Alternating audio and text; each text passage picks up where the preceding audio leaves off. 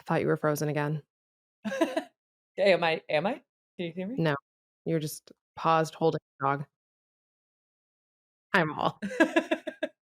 Dare I say, this conversation will forever have an incredibly special place in my heart, in my memory bank, in my Mhm. toolkit, Mhm. because wow, was this truly one of the best interviews I think we've ever had.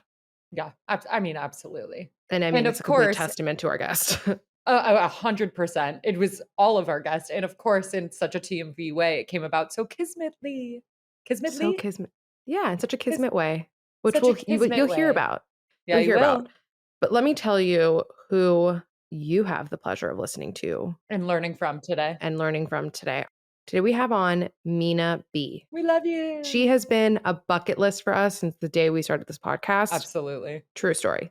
Minaa B is a writer, author, and the founder of Minaa B Consulting, a mental health consulting practice that works with organizations to help them develop psychological safety and become mental health inclusive.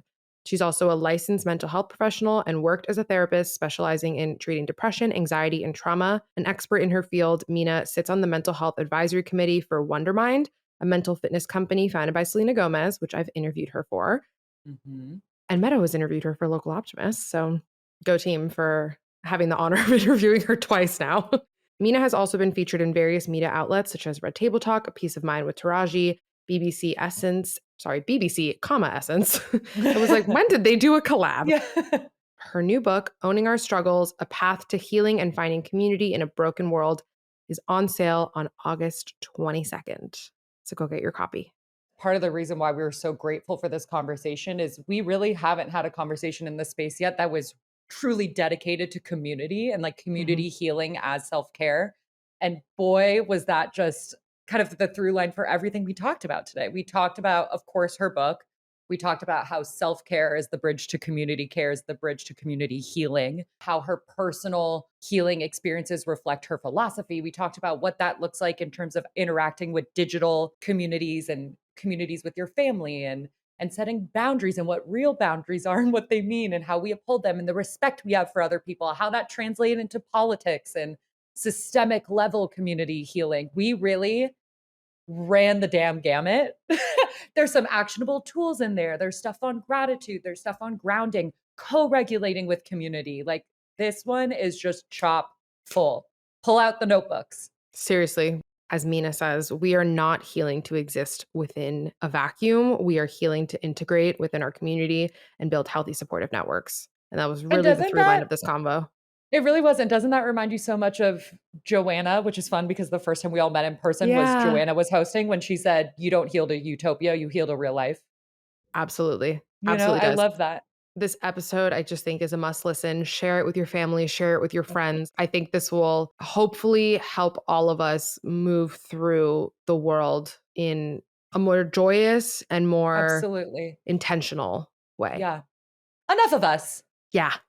Who cares about Who us cares? Who cares about us? when we have Mina, Minaa? thank you so much. Thank you so much. We're infinitely grateful to you and all of the work that you do. And it Got makes it. us really hopeful. So thank you. Yeah. Here's to the Okay. hope, baby. Now enjoy our episode with Mina B.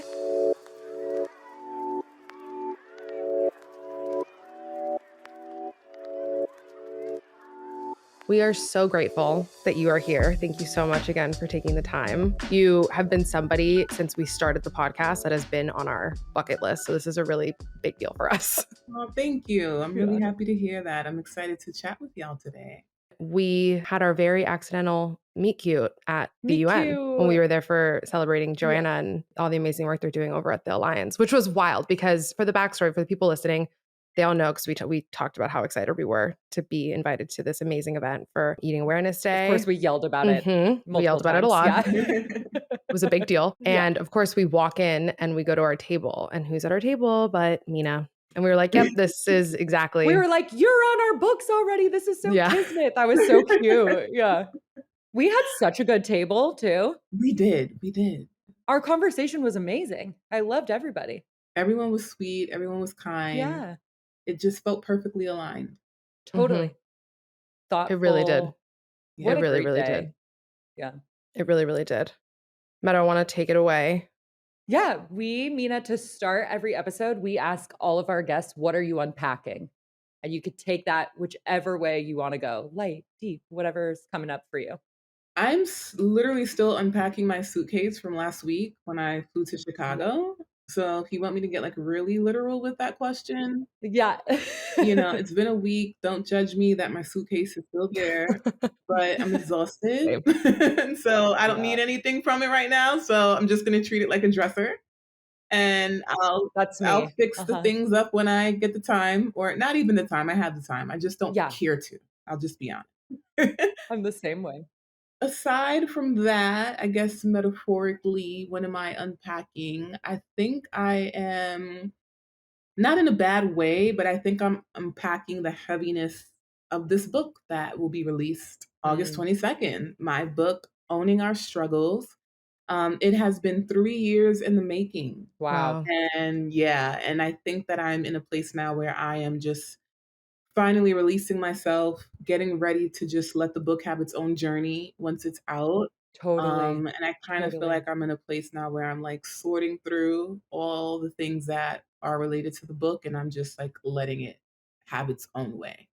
I'm curious for someone who's a mental health professional and now wrote a book on topics like this and has conversations that is constantly interviewed, your work and mental health is like not your own personal mental health. Like it's hard to separate that, right? So is there a Yeah, way that you like yeah. can leave work at the door? Oh, absolutely. I've been doing this work since 2014.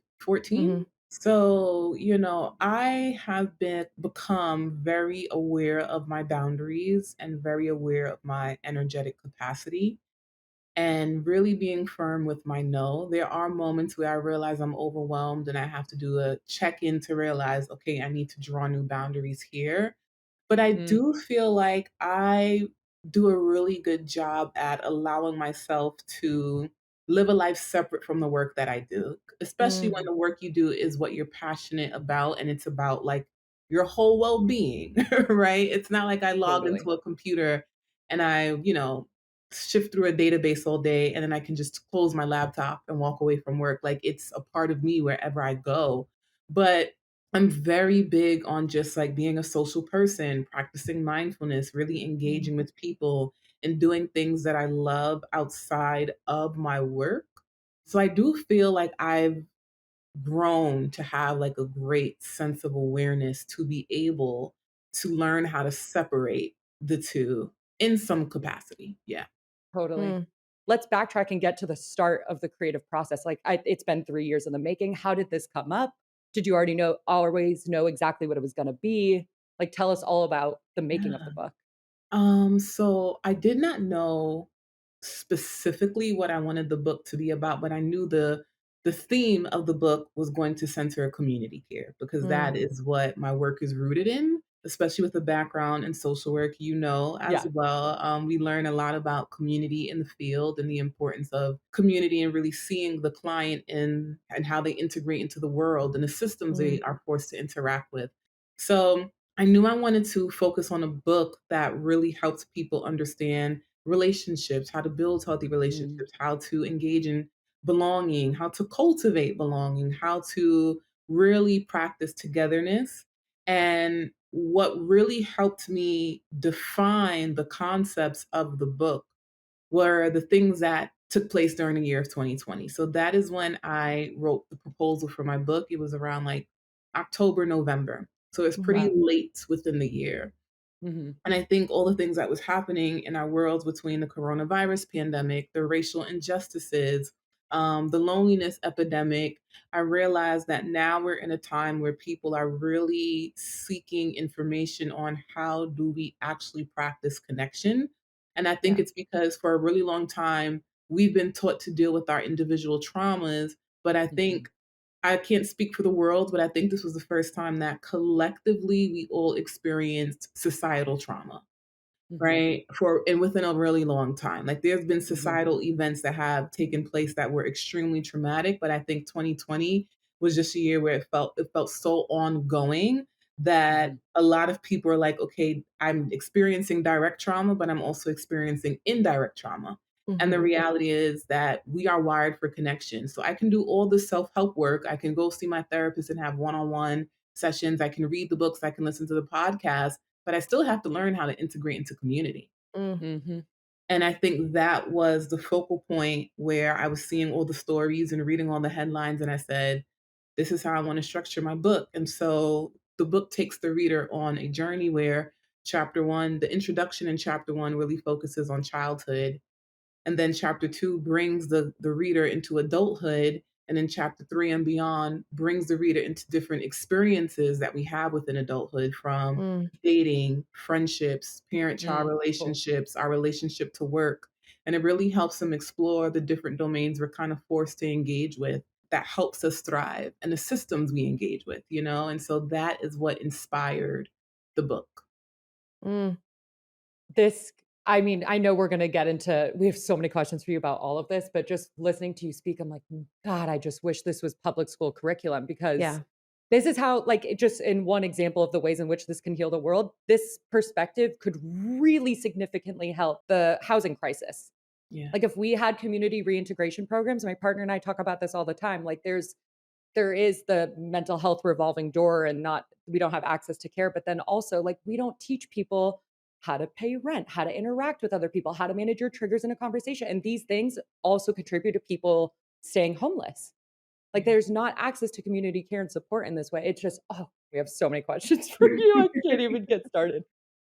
Well, yeah, I mean, even when you bring up just the pandemic, isn't it interesting that we spent, 3 years of our lives Yeah. feeling so deeply isolated, going through something as a collective, as you said, and then when we start, we have these mental health conversations coming up more than ever, and then as we start working on our mental health more than ever maybe for the first time for some folks, Mhm. it is still geared inwards. It's directed inwards, it's directed Yeah. to be a solo individual act. Like Meadow said, I don't think that we have the proper education model to like Yeah. even teach Yeah. people how to do that, Totally. to look Totally. outward and connect with others. Yeah. That's why we need these books so desperately. Yeah. And I think that I'm hoping it's a starting point, Totally. because we are still living in a loneliness epidemic. This Mhm. is the perfect time for us to be building the skills around community. I think there are a lot of distractions, and I think social media plays a role in it, because we are now more than ever like really ingrained into our phones and the culture of the things that's happening literally on our devices. And then we're also living in a time where we're receiving so much mental health content from the online space, but not really learning how to apply it in real time. Mm. And also learning to use discernment to recognize, well, this doesn't really apply to my situation. It's just so complex. And I'm so happy that I was given the opportunity to be able to write a book from front to back, Yeah. 65,000 plus words, because you can't do that in an Instagram post. You can't.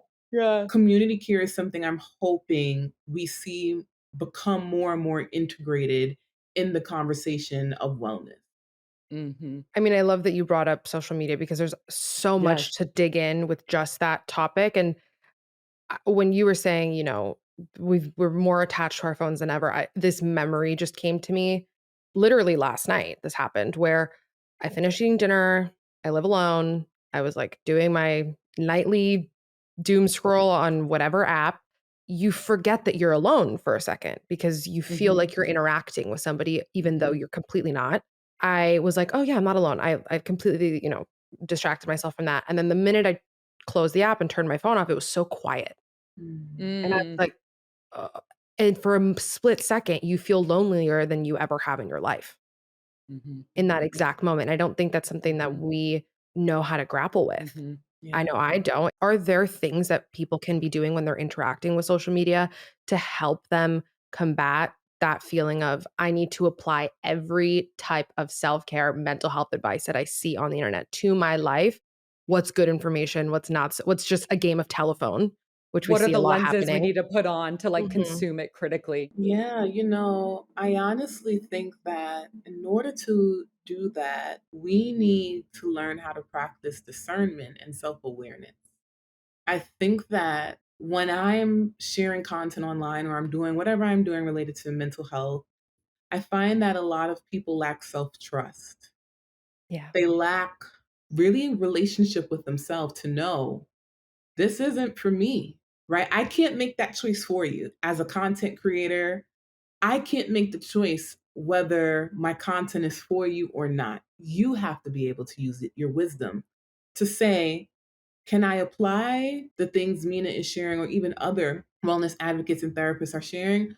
Can I apply this to my life? And if I can't, I have to make peace with recognizing this content isn't for me and scroll past it. But in order to do that, you have to know yourself. Hmm. You have to have a relationship with yourself to be able to look within and be at peace with knowing this isn't for me. So I'm just going to scroll past it. Versus one projecting and trying to distort content to fit yourself into it.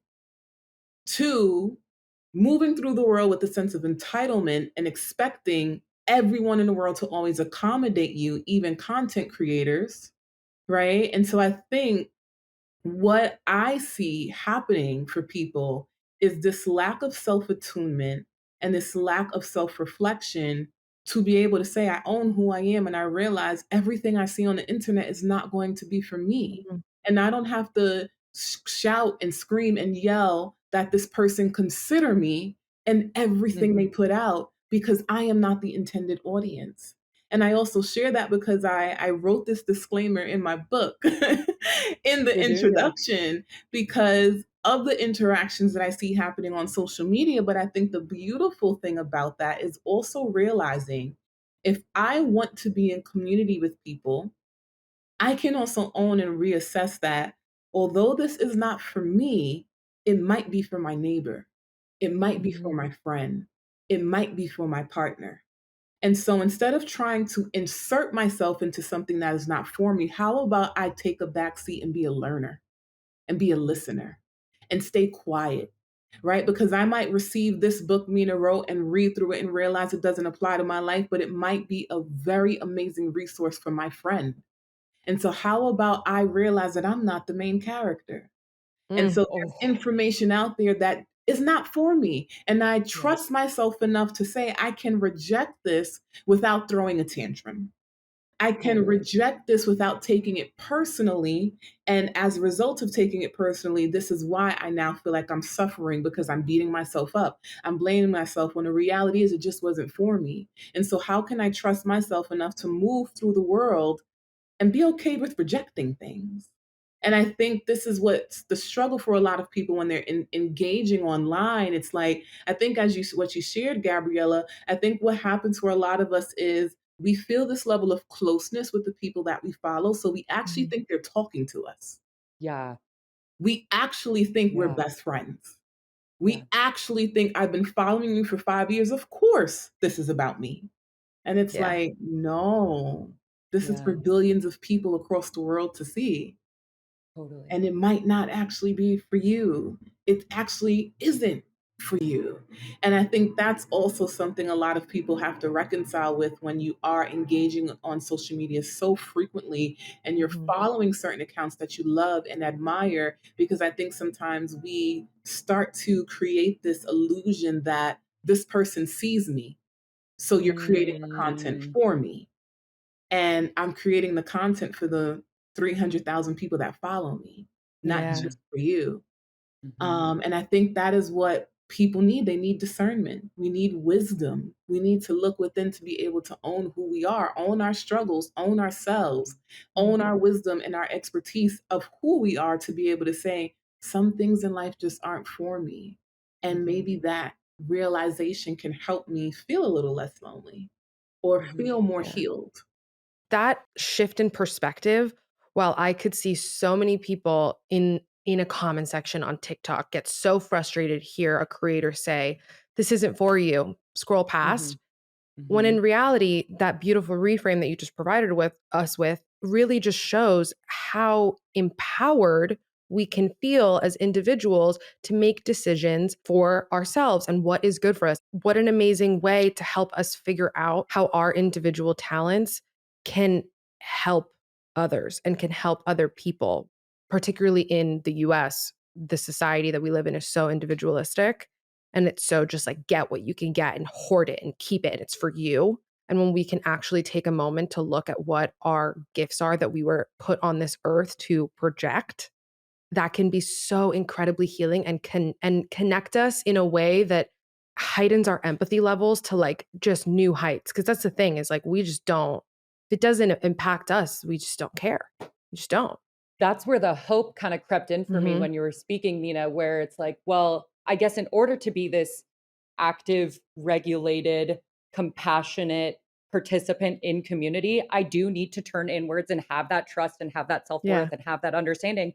So I guess it does make sense that the community care is kind of coming now. And after the fact, we all turned in individual and went individualistic first to try to figure out how to regulate ourselves to then be a participant in community effectively, I guess. Yeah, and that's why I believe in the model that I share with people, which is self-care is the bridge Yeah. to community care, and community Yeah. care is the bridge to community healing. It does start with self. We Yeah. contribute to the world. We bring our full selves to the Mm. world.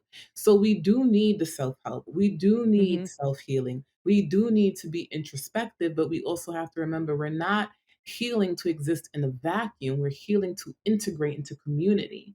And so you need to make sure that when you're doing all of this self healing work, you are also doing it because you recognize that this is going to help me continue to build healthy attachments and bonds with Mhm. other people. I'm not healing just so that I can sit in my house all day and lock myself away from the world, Mhm.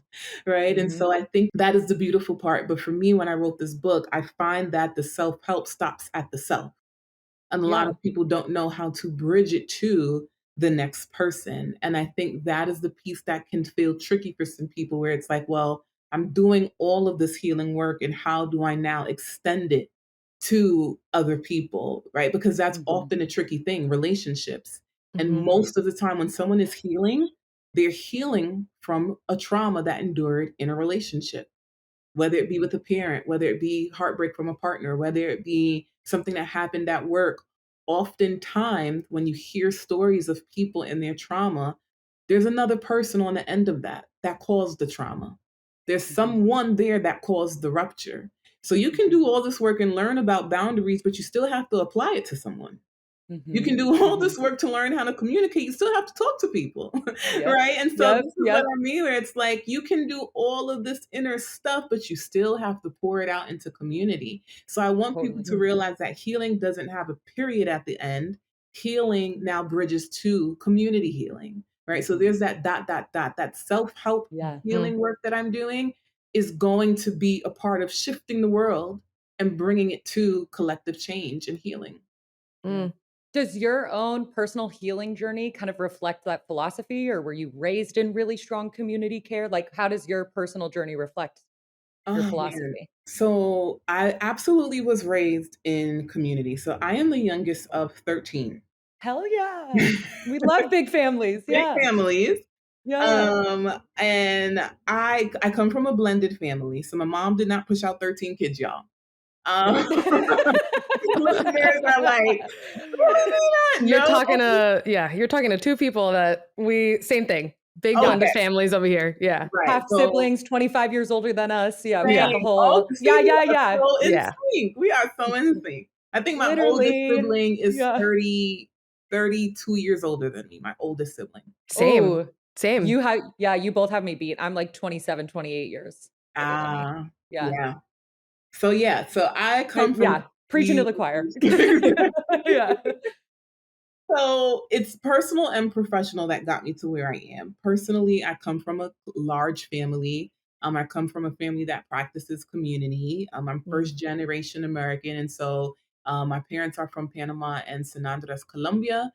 And back home, community is vital to the progression of society, right? And that's Mhm. how most non-Americans integrate with one another, at Mm. least in the Caribbean, I should specify. And so for me, I grew up in a very, very large household. And so I always had people like growing up. Mhm. I had my best friend's mom. I literally call her mom, Yeah, right? There are yeah. people who I know who I call them auntie, I call them uncle. We're not blood related at all. Mhm. But that is how I was raised to recognize that there are people around me who care about my well-being, who are Yeah. going to invest in me and who want to nurture me, and they're like my family. And this is why I even share in my book where your family can be a community, especially if you come from a traumatic household. It doesn't have to be people you share blood with. So my cultural upbringing and just like my own lifestyle played a role in me being so community care focused. But what ended up happening is when I decided to become a social worker, my second year of grad school, I interned at Hazelden Betty Ford Foundation. I'm not sure if you're familiar with them, but it's a substance abuse treatment center. My dad went there. Oh, okay. So you are Betty familiar. Ford Clinic. Yeah. Yeah, famous. Yeah. So they're very well known. And what was interesting about that, because that is really what shifted my career. My first internship, I interned at a high school working with teenagers. And then my second year, I was at Hazelden. And their treatment approach is different. You're probably familiar with it. The clients do weekly one-on-one sessions with their therapist, but 4 days a week, they have to do 90 minutes of group therapy. And that was the I would say foundational work that really shifted the type of work I wanted to get into as a social worker and even as a therapist. And the reason why is because I think one-on-one therapy is beautiful. I was doing one-on-one therapy while being in grad school. But being in a group setting where there are about 10 to 15 people, they see each other 4 to 5 days a week. They also are enrolled in this program for about 5 to 6 months. So this is a continuous group of people.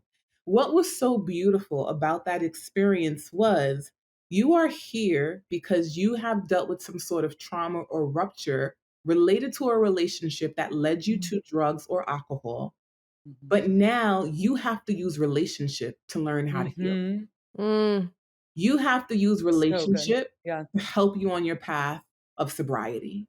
Yeah. And it was so beautiful seeing people be shy, be timid, be traumatized, come to this group and have to bear it all out for 90 minutes, figure out how to support each other, figure out how to manage conflict. If there were arguments in the group, we let it happen.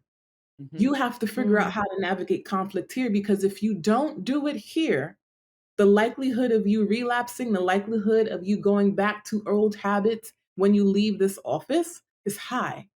And so that just changed my world because I think going back to the self-help concept, one-on-one therapy is beautiful, but you could go to therapy, complain about your mom, complain about your friends, complain about your Yep. partner all day. Your therapist is going to be giving you tips. You have someone you can vent to. But when you leave that therapeutic room, your therapist is not in your pocket. So your therapist isn't there to tap you on your shoulder and say, erect the boundary now, communicate this now. But in group therapy, when we were in there, when me and my supervisor were leading the groups, we're like, no, say what you said. Yeah. Right? Say what you said. Hash it out. Say what you said. Go ahead. Say it. Go ahead. Right? You are not leaving this room until you work through this. That literally 4 days a week, that is what that experience was. Whatever gets brought up in this room, we are going to hash it out. There is no, we're going to wait till tomorrow or next week, or we're just going to pretend. I saw the face you made. What was that about? Right? I saw that face, Yeah. Gabriella. What you need to say to Meadow? Uh-huh. Oh, it sounds like you have more to say to Gabriella. Tell her what you need to tell her what you Go want. ahead. That is what that experience is like. And there is no, and even if Meadow runs out the room, let's wait for her to come back. We just gonna wait. We got 90 minutes to wait for Meadow to come back. Right? And if She has to be here. be here. She's enrolled in the program. She has to be here. And if we don't flesh it out today, we got tomorrow. We got 90 minutes of Meadow tomorrow. We're gonna see her again. And so people need that. Yeah. God, yeah. People need that. And that is why I just hope that honestly in this culture of wellness, I really want to see group therapy being pushed more. Because I think that so much healing can happen in that space because you're forced to do the hard thing. And I think a lot of us use avoidance because we're so uncomfortable. But when conflict is in front of you in a group setting, you got to deal with it. You got to work through it, right? And you have a support system there to get you through it. And so to me, that those are the different things that happened for me personally and professionally that made community care my central focus. Oh my I mean, gosh. there were so many just like meaty I parts know. of what you just said, and I really want to get to them. For people that are doing healing on themselves, do we have a responsibility to then try and get other people to then Mm. do their healing? Is that our responsibility? Does that lean into community care? Or is it just more of doing the work for yourself so that you can maneuver through community in a healthier way?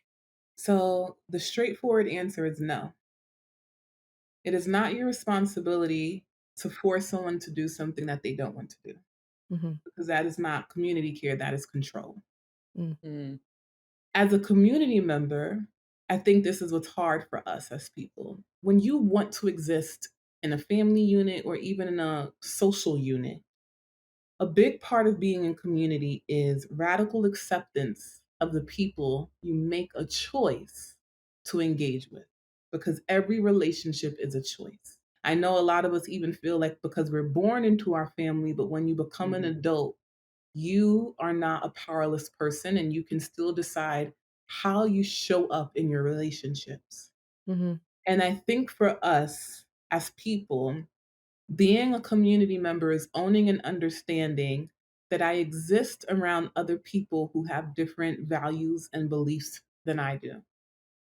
And they have permission to operate in whatever world they want to operate in. And if I realize their values and beliefs do not align with mine, if I feel those values are harmful, if I feel those values are oppressive, if I feel those values are injurious to me and my well being, I have a choice to separate myself from them. We are not forced to be in relationship with people. And I don't want people to think community care means I have to tolerate people and Mm. their abuse and their mistreatment. But I think one of the things that we can do that can be very freeing and beautiful is to ask ourselves, what does it look like to for me to exist in community with someone who's different from me and still respect their differences? We Yes. may not have the same perspective on depression. And if that is a choice you've made, it doesn't have to alter my beliefs around depression. Maybe I can model what that looks like. I can continue to live in my own values and beliefs while also recognizing you are a whole separate human being from me. And if this is what brings you peace as you maneuver through the world, I have to learn to be okay with that. And I can still respect you as a human being, knowing that we just see this topic or this idea through two completely different lenses. Mm. And I think that is the hard part for a lot of people when they exist Yeah. Oh, in yeah. community, Yeah, especially in yeah, our yeah. current culture. Oh, I think a lot absolutely. of people want the people around them to think like them, act like Totally. them, agree with them. They want yes man and yes men as friends. Because And they took that as safe space. They right, Right. redefined that term to mean exactly. that, which is not what the intended term means, No, right? no. Being the youngest of 13, Oh, yeah. some of my siblings share the same beliefs as me and the rest of them don't, and I'm like, "You know what? Hey, if that's the life you wanna live, Family. that's great, and I can Yeah. still love you. I can Mhm. still care for you as long as you're respecting me, Yeah. and I can respect you." Now, when respect is gone, we no longer have a foundation, so there's nothing Mhm. for the relationship to stand on. Right. Mhm. And that's the thing what people have to understand. Respect is the foundation. Once Mhm. that is Mhm. taken away, there is no relationship. But if there's Mhm. respect, I can honor that I'm going in this direction and you're going in that direction, but we can still respect each other and there's reciprocity around that respect. And Mhm. that is what it actually means to be in community with someone. Mhm. Thank Absolutely. you for that incredibly clear distinction because that is Yeah. something, I mean, we were just talking about this on the podcast, something that I'm navigating with my family, something that so many of our listeners are, and something that I just think we get really cloudy on right now. Mhm. Yeah. Mhm. And now Mhm. also owning too, like, I remember the first time I asked my mom to go to therapy with me to like handle some conflicts we have. I actually talk about this in my book. And she was like, no, absolutely not. Yep. She's Yep. like, "That's Sounds a like a you mom. thing." Yeah. That sounds like a Like, mom. Yeah. she was like, no, like, what are you talking about? And then, it's so Absolutely funny. not. No, thank you. Yeah. Right, right. She was like, absolutely not. And I didn't say to myself, well, my mom must hate me. And I didn't Mhm. take Right. it as a personal attack against me. Right. Being in community with my mother meant like, okay, this is a desire versus a Right. demand. And Mm. I Right. think it's important for us to recognize when we flow in our relationships with a sense of expectation versus entitlement. Because Mm. expectation is this is a desire, and I recognize you may not meet that need. I Mhm. desire this thing of you, but I realize I may not get it, and we can still function together. Where Mhm. entitlement is a demand where it's like, if you don't do this thing, how dare you? You can no longer contact me. You can't be in relationship with me Right. because you need to jump when I say jump, Right. right? And I think we have to say to ourselves, what does it look like to have desires in our relationships and learn to deal with disappointment when we don't get what we want? Right. Mhm. And for me, when my mom said no to going to therapy, I was like, well, she's a whole human. Mhm. How dare I expect her to do what I want her to do as if she has no autonomy over her life? Mhm. Mhm. And how dare I put my healing in her hands? How dare I say you're responsible for my well being? I can get the help I need even if you Totally. decide that you don't want to practice that healing with me. And I can also Totally. own that there are certain things I'm trying to heal from that you caused, but I don't need you, the person who have caused those ruptures, to fix them. Mhm. Right. And so Mhm. I think a big part of this is just really learning to own that when you want to be in a relationship with someone, you're being in relationship with an autonomous adult who has the Mhm. right to choice. And when they don't make a choice that benefits you, what does it look like to wrestle with that disappointment and realize Mhm. it's not a personal attack? Meeting people where they are means recognizing that they have choice and I have choice. And maybe there's some boundaries I can erect on how we flow together and integrate with one another, but our relationship doesn't have to suffer because you're not doing the thing I want you to do all the time. Mhm. I'm wondering how we can kind of like scale that situation up to a nationwide level community aspect. I'm coming into this conversation from a very specific. I was just watching an interview with Young Me, who is a woman that escaped North Korea and has been doing interviews and wrote a book and was kind of sharing how ultimate freedom to her is this ability to respect one another with the vast differences we have and be in community, and like that's the ultimate freedom. But I'm wondering, I think for America, politics felt so moral, and it became such a, like, the respect and the political views are so hard to grapple with for so many Mhm. people. I'm wondering, like, even in a mass level, if there's like all the trans legislation right now, like at a mass systematic level of disrespect, how do we still find the through line to like push that forward in the same way we're working that out individually? If you Yeah. have any tips or thoughts on that. Well, I mean, on an interpersonal level, I do think it's important to recognize that some people have political views that are disrespectful. Right. Yeah. So if your political view is Black people should be lynched, you don't respect me, Right. Right. right? Yeah. You have Yeah. absolutely no respect for me. And Yeah. Mhm. so this is an area where we just can't, because if you're voting for the right to lynching, then you just don't care about me. Mhm. If you're Exactly. voting to ban gay teachers teaching out of school, you don't Right. respect a person who's gay. Right. So I Mhm. think it's really important to realize sometimes that our personal values and beliefs can be disrespectful to Mhm. certain cultures and communities that we want to be in relationship with. And people, again, have a right to safeguard themselves from people who are Mhm. harmful. Because if that's Mhm. what you're voting for, when is it going to be convenient for you to be oppressive toward me? Right? Because there's a lot of Right. people who will say, well, I'm not like that toward you, though. Like, you're a different Mhm. kind of Black girl. Really? I just voted for it. You're like, okay. Right? It's not going to Yeah. happen to you. Right. Right? And so I think that is the number one thing that's very important. And I think Mhm. the other piece to your question is really complex It is. Yeah. because systems are designed by people. Mhm. Systems move through this world because of people. Mhm. This is why that self-care being the bridge to community care is important, because the community care is what leads to community healing. The Exactly. world doesn't just become it's this thing on its own. People make it what it is. And Right. hatred and evil tend to prevail because there are people who are pushing for Mhm. hatred and evil to prevail. Mhm. And so I think that question is so complex because I think sometimes when we're fighting for change, we're looking at it from a macro lens versus a micro Mhm. lens and saying, On a micro lens, my self care work sometimes looks like changing my beliefs, challenging my biases, recognizing what's oppression, recognizing what white supremacy actually means, right? Not, I'm a Mhm. white person, so that means I'm evil. No, that's not what white Mhm. supremacy is, right? And so, how do we do this inner work that now translates to how I decide to vote, how I Mhm. decide to treat unhoused people, how I Mhm. decide to make legislative change? It all starts inward. And so it's really hard because I know as people, we exist in what feels like a very broken world.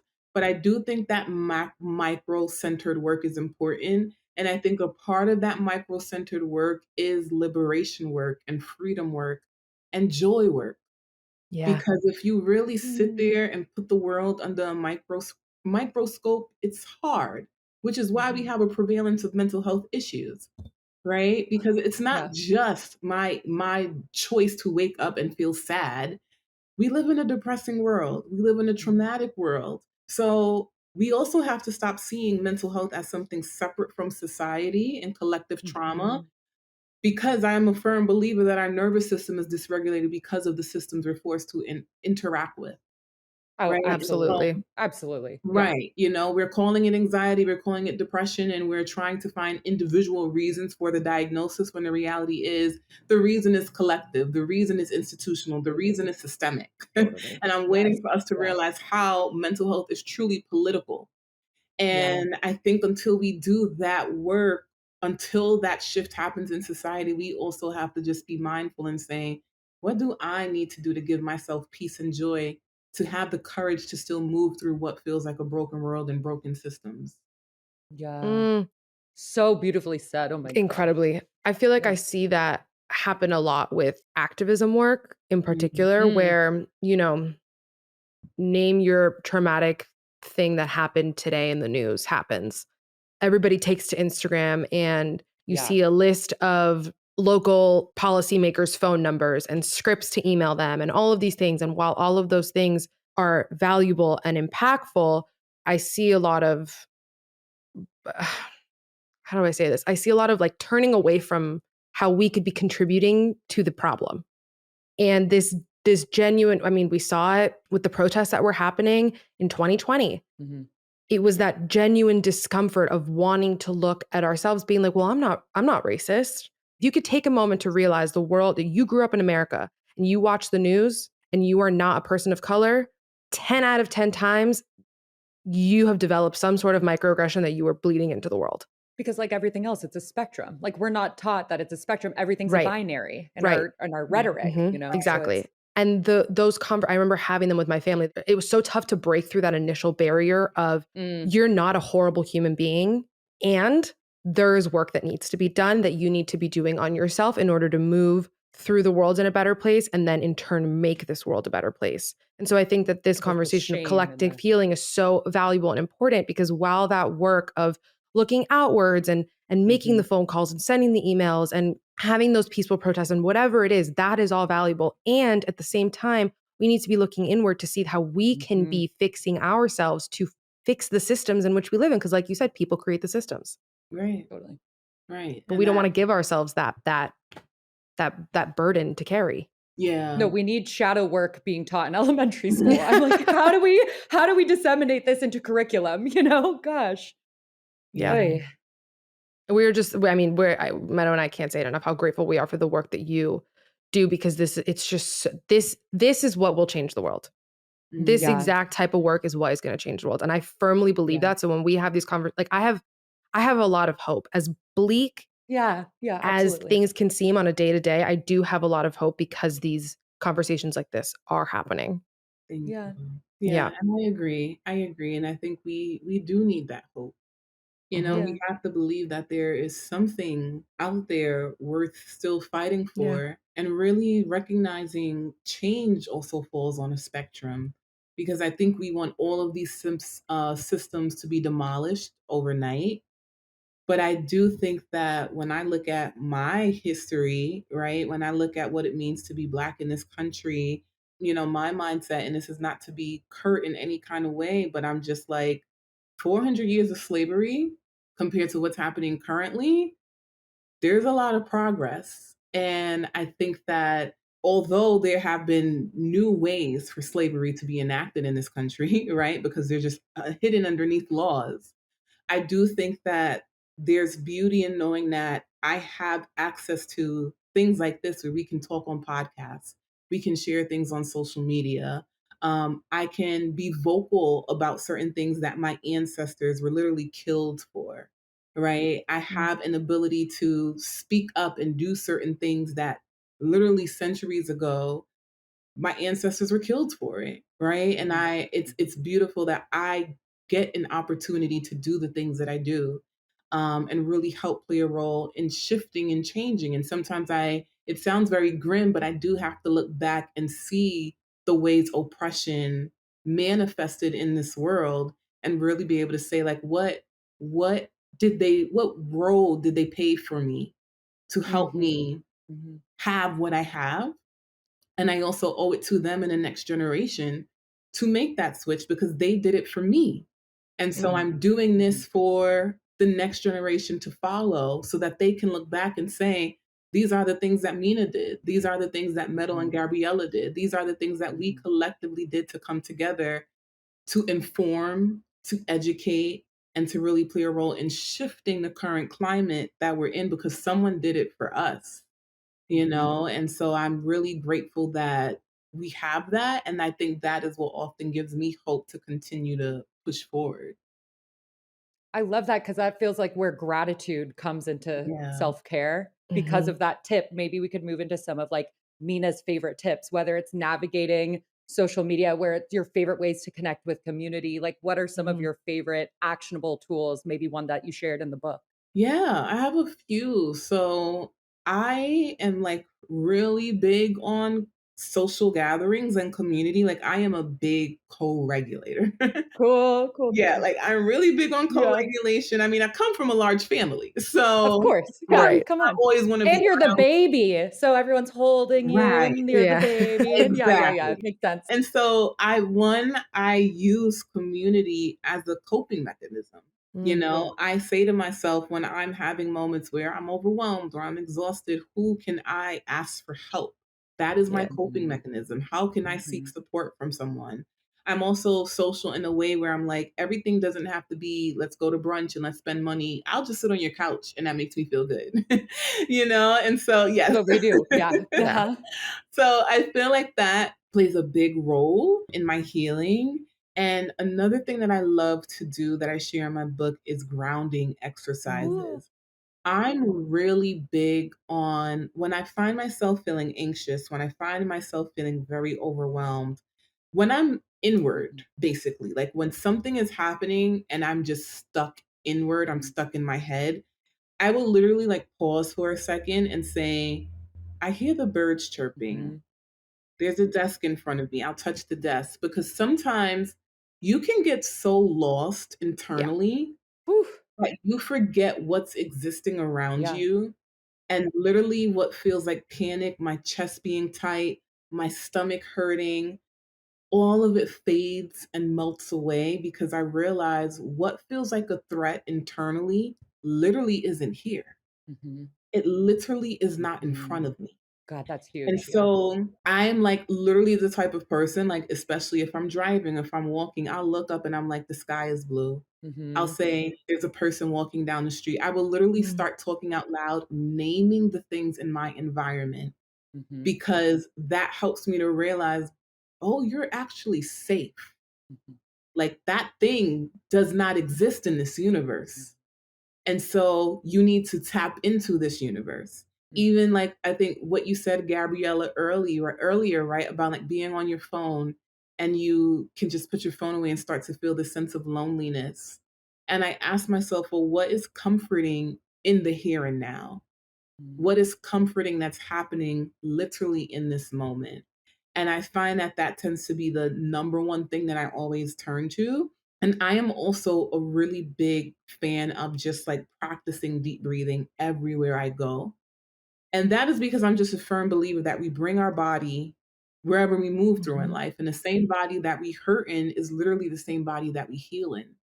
And so this body that is often used to feeling depression, anxiety, or whatever the stress is doing to me internally, it is literally the same body that experiences joy, happiness, peace, right? And so if I have the capacity for the joy and the happiness when I am feeling anxious, I often say, how can I shift through this most emotion using my body by Mhm. literally taking a deep breath, by literally feeling what's happening to me, engaging my five senses. What do I see? What do I hear? What do I smell? What can I touch? Mhm. And that is ultimately the thing that really helps me go from dysregulated to regulated.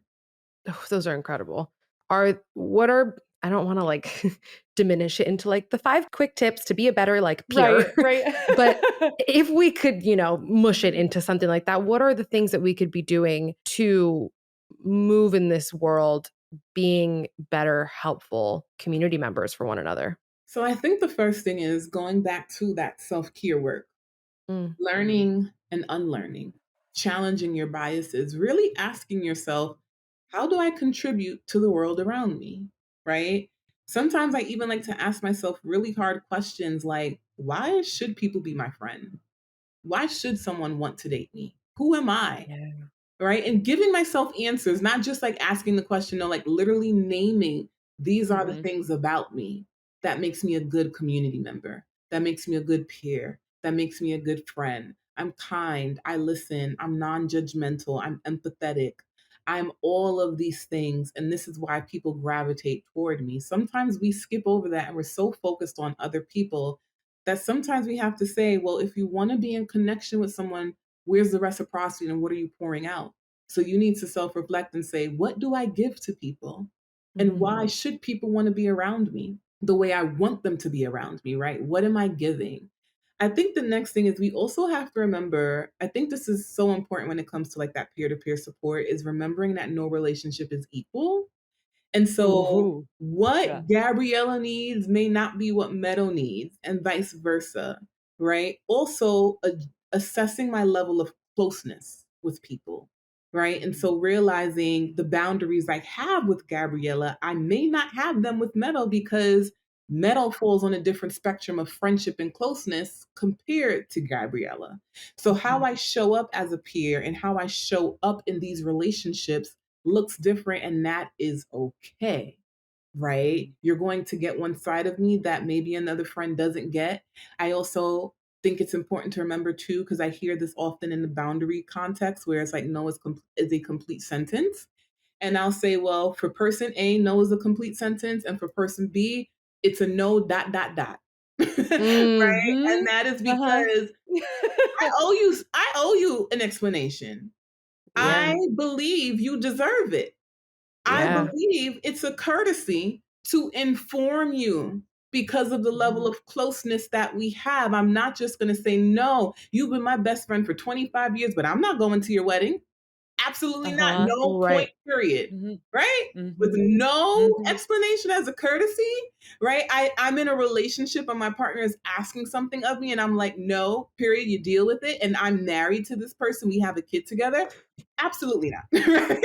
It's right, back to the respect. It's the Yeah. respect aspect. Right. Yeah, So I think absolutely. when we're thinking of peer support as well, Yeah. it's really important for us to really apply nuance to every situation, even on a peer level, so that we are building healthy relationships and meeting people where they are and owning and assessing that no relationship is equal. So we should not be taking blanketed statements or blanketed ideologies and just applying it universally to the people in our lives. And I Mhm. think No, I mean, it's just like, I'm sorry, but like, God, isn't it That was a isn't cute it laugh. like isn't it so funny how in this uptick of respect for ourselves, Uh-huh. there has been Yep. so much respect lost for other people? Oh my god. I saw these people on the internet talking The about like TikTok curse. this main character energy. And it Yeah, was so funny in the way this creator said it. They were like, isn't it so funny that someone could be like, I'm so hot, I'm so perfect, fuck you. Like, and that's the Yeah. energy. Like, it's just, oh my God. Okay, continue. I'm sorry. It's just wild. Yeah. I know what It's creator you're so talking about. true. I saw Yeah. that too. Yeah. Yeah. Yeah. Yeah. Yeah. Funny. Yeah, and I think Yeah. that we need to be mindful, and I Yeah. think that's just a Yeah. big part of the peer support. And I also think a big part of peer support is just really learning to meet people where they are. Mhm. Because I Yeah. also think that we're in a culture around healing where a lot of people, and I don't know if it's because I see this so much on social media and because they're not my clients, I can't really delve into the intricacies of what they're trying to say, but this concept of outgrowing everybody, right? Right. And I think that it's important to own and recognize that where I am on my journey, you may be somewhere else. And that is okay, right? Because Totally. going back to what we talked about earlier, right? Like you are your own autonomous person. And if I now decide that in order for me to have relationships and to support someone, they have to think like me, act like me, do everything the way I do it, am I learning to own the intricacies of what makes someone who they are? Right. And again, to apply nuance here, in case people are thinking in black and white, I'm not talking about oppression and racism and people who are abusive. Okay. I just want to put that Right. Right. disclaimer out Right. there. So I think it's just important for us to own, like, often when we're the ones healing, we are actually outgrowing our old selves. Mhm. Those people around us are being who they always have been. You're changing. You are the person with the new energy. And so sometimes it's important to just look inward and say, like, if I want to support my peers, I can't expect my peers to be an identical version of who I am. What does it look like to meet people where they are? Also, sometimes I need to be introspective and say, like, how did my healing journey start? I'm quite sure I was in the pre contemplation phase for years. So, what Mhm. does it look like for me to support someone who is in their pre contemplation phase, even though I want to push them toward action? They may not be Mhm. ready yet. They may not be there. They may not be in a space where they feel safe enough to take that big leap, but they're considering it. They're thinking about it. They're really exposing themselves to new things. And I also need to be okay with being with them in the waiting room until they're ready to enter that next phase of their journey, when it comes to their healing. And I think that is what true peer support is, being able to own we can be in community and be in friendship with each other. And I own that we're just in different spaces and I can still honor you and respect you. Mm. I mean, I think that is a beautiful place to end. I mean, I could talk to you forever. I know. This was Come back. I Meadow and I said this right before we started recording and you joined the call. We were like, we just know that this is going to, we were so excited to just show up and listen and learn because, we admire you so much. You are truly like our favorite follow on the internet. So Oh, everybody who's thank not following you. Mina, make sure you are. We'll have everything linked below and buy It's her book not and everything. hyperbolic that you've been on our bucket list. Yeah. Like that is a real, like we've been dying to talk Well, to I'm you. Yeah. so I'm glad it so worked excited. out. Despite all Yeah. the scheduling stuff, I'm so glad it worked out. Thank you both for Me having too. me. Oh, thank you so, so, so much. We're so grateful. Thank And remind everyone where they can get your book Yes. So you can find my book and anywhere find you. books are sold. The name of my book is Owning Our Struggles, and you can find it on Amazon. You can order it from Target. I also want to share that the Audible is available as well. So if you don't want to read it, you can also listen to the book, and you can also find me on www.minab.com to engage with me, learn more about my work, and also order my book. Yay. Yay. Thank you so much, And everyone Mina. follow her immediately. Yes. Yeah. Thank you.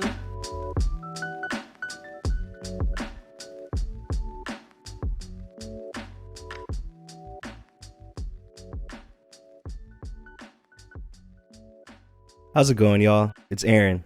Don't let your Monday suck. Don't have those Sunday scaries. I'm tired of everybody waking up in the week saying, shit, it's Monday. You know what goes down? TMV releases every week on Mondays. Make sure you rate and review wherever you get your podcasts. And if you're watching YouTube, yes, TMV has a YouTube. Be sure to subscribe and ring that noti bell and never miss a thing. And also, join the TMV Familia by joining the Thoughts May Vary Patreon and by following at Thoughts May Vary Pod on Instagram and TikTok. Thank you for listening. Great. There you go. Thanks, AB. Got y'all.